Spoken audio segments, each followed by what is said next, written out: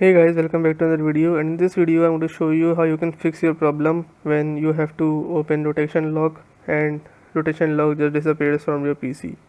So how you can fix your problem, let's get started. First, open start menu and search for regedit. Open registry editor. After that, click on view and click on address bar.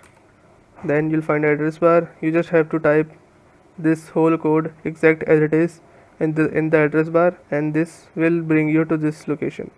Now here just right click on this empty area and click on new. Now click on Duard 32-bit value, and then it will create a new file. Just rename this file to sensor present.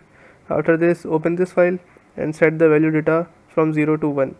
After this, click OK and restart your PC. Once you restart your PC, hopefully your problem solves. And if your problem still occurs, so make sure to comment down below so we can bring a detailed guide on this video. Alright, that's it for today's tutorial.